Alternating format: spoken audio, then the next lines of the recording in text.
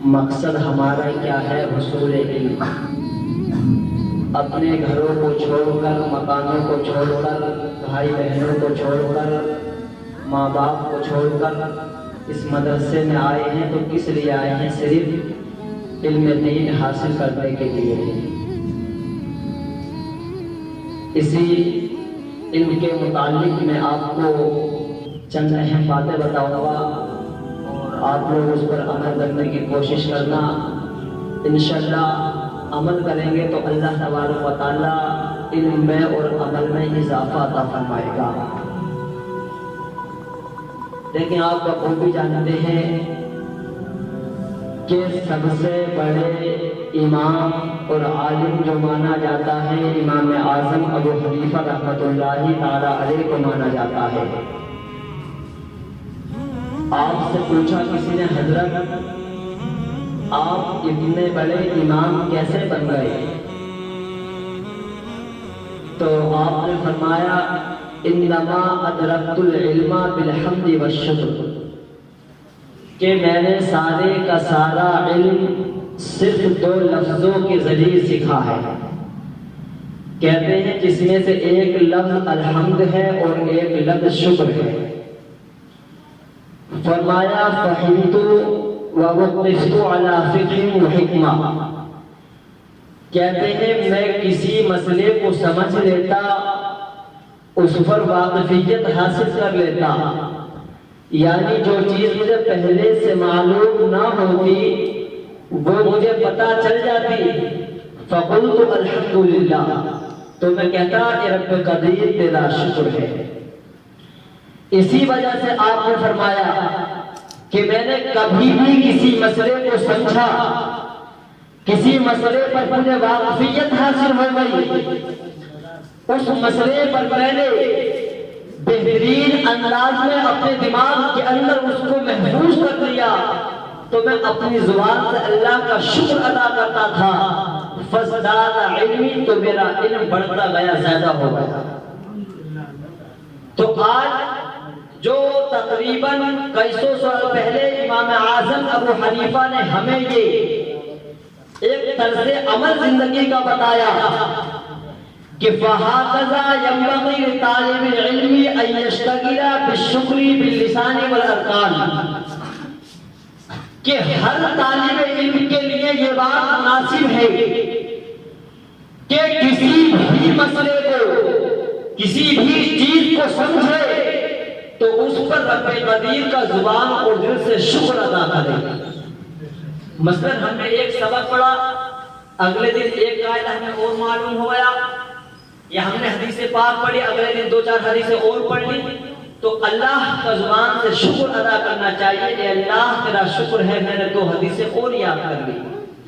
تو اس میں جو ہے علم میں اضافہ ہو جاتا ہے، علم بڑھ جاتا ہے۔ اور رب قدیر کا فرمان ہے لَإِن شَكَرْتُمْ لَأَزِيدَنَّكُمْ، اگر تم میرا شکر ادا کرو گے تو میں تمہیں زیادہ دوں گا۔ اور یہ اس کلام پاک کے اندر ہے جو کلام پاک سے پہلے کے صحابہ کے لیے نہیں تھا، یا پہلے کے لوگوں کے لیے نہیں، بلکہ قیامت تک کے لوگوں کے لیے۔ جو بھی اس کے اندر فرمان ہے، آقا فرماتے ہیں قیامت تک کے لیے میرے ہر ایک امتی کے لیے صرف فرمان بالکل واضح طور پر دلیل ہے۔ جو بھی عمل کرے گا تو قیامت تک کے لیے عمل کرتا رہے گا، تو اس کا اجر و ثواب اور اس پر عمل کرنے کا جو ایک طریقہ اپنائے گا اللہ اس کی برکت اسے عطا فرماتا رہے گا۔ اور انہی کے شاگرد حضرت امام ابو یوسف، آپ نے ان کا بھی نام سنا ہوگا، تو آپ سے پوچھا آپ اتنے بڑے عالم کیسے بنے، اتنے بڑے امام کیسے بن گئے؟ تو آپ نے فرمایا کہ میرے اندر 2 باتیں میں نے بڑی اہتمام، بڑی تمکن کے ساتھ میں بڑی محفوظ کر کے رکھی تھی۔ سب سے پہلی بات تو یہ کہہ رہے میں نے کبھی استفادے میں شرم محسوس نہیں کی۔ استفادہ کیا مطلب؟ جو چیز مجھے یاد نہیں ہوتی، مجھے پتہ نہیں ہوتا، تو میں کسی سے پوچھنے میں کبھی بھی شرم محسوس نہیں کرتا۔ جس چیز کا علم مجھے نہیں ہوتا، میں نہیں جانتا تھا، فرماتے اگر وہ مجھ سے چھوٹا ہے اور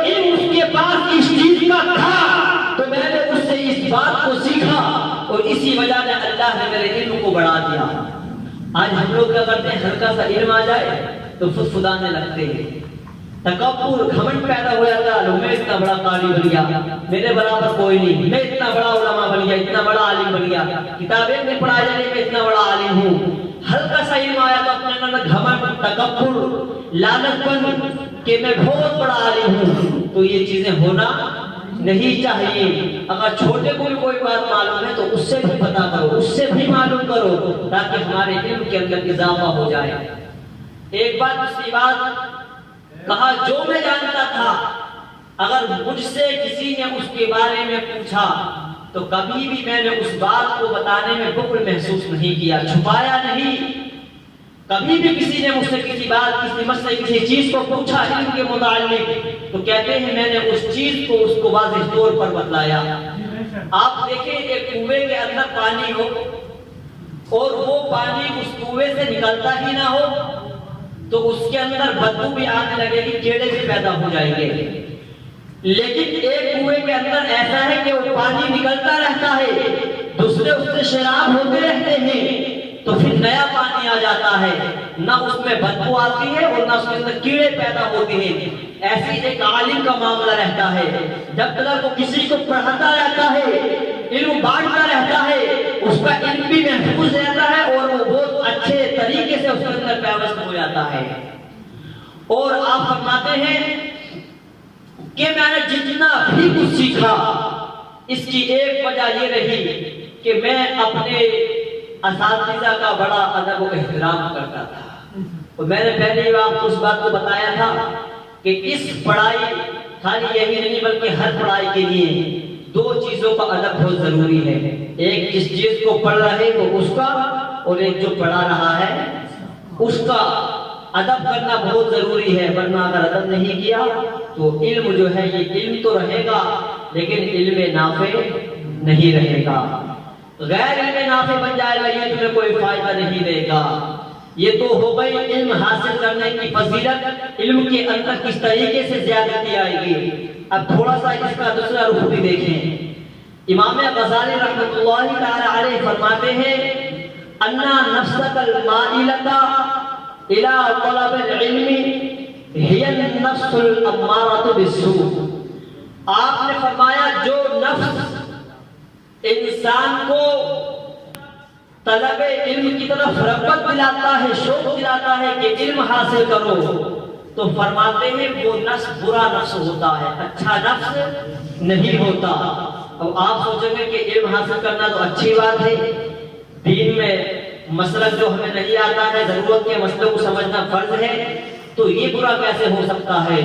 تو آپ فرماتے ہیں دیکھو اس طریقے سے کہ یہ نفس انسان کو طلب علم کی راہ پر ڈال کر بدی کی نیت کروا دیتا ہے، یعنی اس عالم کے اندر یہ بات پیدا ہو جاتی ہے کہ میں علم حاصل کروں گا تو لوگ میری عزت کریں گے، میں بڑا عالم بنوں گا تو میرے آنے پر لوگ کھڑے ہوں گے، مجھ سے مصافحہ کریں گے، میرے پاس مسئلہ پوچھنے کے لیے آئیں گے، لوگوں کی توجہ میری طرف ہوگی۔ تو امام غزالی فرماتے ہیں یہ علم ایسا ہو جاتا ہے جو نفس اپنے لیے کروا لیتا ہے، اللہ کے لیے نہیں رہتا۔ تو فرمایا جب اس کے اندر یہ باتیں تکبر، گھمنڈ، لالچ، اس سے مجھے روزگار ملے گا، پیسے کماؤں گا، تو یہ علم نافع نہیں بلکہ یہ علم ایسا ہو جاتا ہے۔ آقا کریم صلی اللہ علیہ وسلم نے فرمایا من ازداد علما ولم یزدد ہدى لم یزدد من اللہ الا ہدى۔ آقا فرماتے ہیں وہ شخص جس نے علم حاصل کیا اور علم بڑھتا جائے، کتابوں پر کتابیں پڑھتا جائے اور علم کو حاصل کر کے اپنا ذخیرہ اکٹھا کر لے، علم کا علم بڑھتا جائے، ولم یزدد ہدى لیکن ہدایت نہ بڑھے، جیسے پہلے اس کے خیالات تھے، جیسا ذہن کا ایسی کہ ایسی رہا، علم بڑھتا گیا، تو آقا کریم نے فرمایا یہ علم انسان کو اللہ سے دور کر دیتا ہے اور اس کے علاوہ تمہیں کسی بھی طریقے کا کوئی فائدہ نہیں دیتا۔ تو اسی وجہ سے فرمایا کہ اس علم سے بچو، یہ علم انسان کو ہلاک کر دیتا ہے۔ اور ایک اور حدیث پاک میں اللہ کے رسول فرماتے ہیں ان اشد الناس عذابا یوم القیامت عالم لم ينفعه اللہ بعلمه۔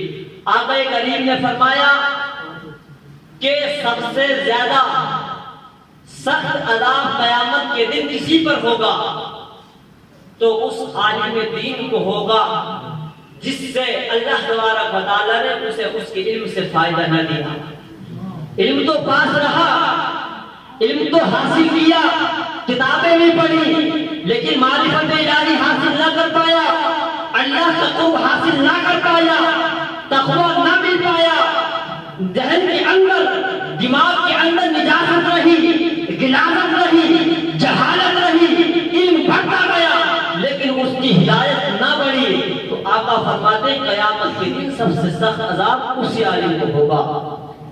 اور یہاں پر دیکھیں اس میں تفضیل کا صیغہ استعمال کیا ہے، اشد الناس، اور آپ لوگ جانتے ہیں کہ اس میں تفضیل کے اندر کیا پایا جاتا ہے، سب سے زیادہ، تو سب سے زیادہ عذاب اسی عالم کو ہوگا۔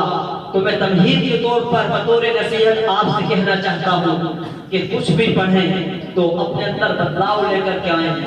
اچھا علم حاصل کیا اس کے بعد بھی ہمارے اندر بدلاؤ نہ آئے تو پھر فائدہ کیا ہے علم کو حاصل کرنے کا؟